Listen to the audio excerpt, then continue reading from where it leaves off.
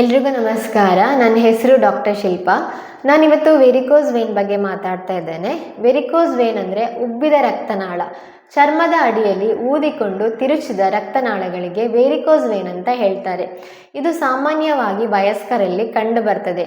ಇನ್ನು ಮಹಿಳೆಯರಲ್ಲಿ ಮೂಲ ಹಾರ್ಮೋನಾದ ಈಸ್ಟ್ರೋಜನ್, ಗರ್ಭಾವಸ್ಥೆಯಲ್ಲಿ ಈಸ್ಟ್ರೋಜನ್ ಹಾರ್ಮೋನ್ನ ಪ್ರಮಾಣ ಹೆಚ್ಚುವುದರಿಂದ ವೆರಿಕೋಸ್ ವೇನ್ ಕಂಡುಬರ್ತದೆ. ಮಹಿಳೆಯರಲ್ಲಿ ಋತುಬಂಧ ಅಂದರೆ ಮುಟ್ಟು ನಿಲ್ಲುವ ಸಮಯದಲ್ಲಿ ಈಸ್ಟ್ರೋಜನ್ ಮತ್ತು ಪ್ರೊಜೆಸ್ಟ್ರಾನ್ ಎಂಬ ಹಾರ್ಮೋನ್ನ ಪ್ರಮಾಣ ಕಡಿಮೆ ಆಗುವುದರಿಂದ ವೆರಿಕೋಸ್ ವೇನ್ ಕಂಡುಬರ್ತದೆ.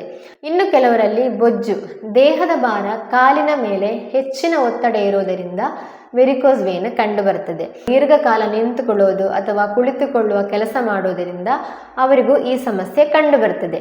ಇದರ ಪ್ರಮುಖ ಲಕ್ಷಣಗಳು ಕಾಲಿನಲ್ಲಿ ಸೆಳೆತ, ಮೀನಖಂಡದಲ್ಲಿ ಬಿಗಿತ, ಕಾಲಿನಲ್ಲಿ ಊತ ಬರುವುದು ಅಥವಾ ದಪ್ಪ ಆಗುವುದು, ಕಾಲಿನ ಚರ್ಮ ಕಪ್ಪಾಗುವುದು, ತುರಿಕೆ ಬರುವುದು, ಕಜ್ಜಿ ಆಗುವುದು ಮತ್ತು ಗುಣವಾಗದಂಥ ಗಾಯ ಅಂದರೆ ವೆರಿಕೋಸ್ ಅಲ್ಸರ್ ಅಂತ ಇದಕ್ಕೆ ಹೇಳ್ತಾರೆ. ನಿಮಗೆ ವೆರಿಕೋಸ್ ವೇನ್ ಕಂಡೀಷನ್ ಕಂಡು ಬಂದಲ್ಲಿ ಮನೆಯಲ್ಲಿ ಮಾಡುವಂತಹ ಕೆಲವು ಟಿಪ್ಸ್ಗಳನ್ನು ಹೇಳ್ತೇನೆ. ನಿಯಮಿತ ವ್ಯಾಯಾಮ, ಅದರಲ್ಲಿ ಲೆಗ್ ರೇಸಿಂಗ್ ಎಕ್ಸಸೈಸ್ ಪ್ರಮುಖವಾಗಿದೆ. ಕಾಲಿಗೆ ಸ್ಟಾಕಿನ್ಸನ್ನು ಬಳಸ್ಬೋದು. ವೆರಿಕೋಸ್ ಎಡಿಮಾ ಅಂದರೆ ಕಾಲಿನಲ್ಲಿ ದ್ರವ ಸಂಗ್ರಹ ಆಗೋದು, ಈ ಥರ ಕಂಡೀಷನ್ ಕಂಡು ಬಂದಲ್ಲಿ ಉಪ್ಪಿನ ಪ್ರಮಾಣ ಕಮ್ಮಿ ಮಾಡೋದು, ಪೊಟ್ಯಾಷಿಯಂ ಜಾಸ್ತಿ ಇರುವ ಆಹಾರವನ್ನು ಬಳಕೆ ಮಾಡೋದು.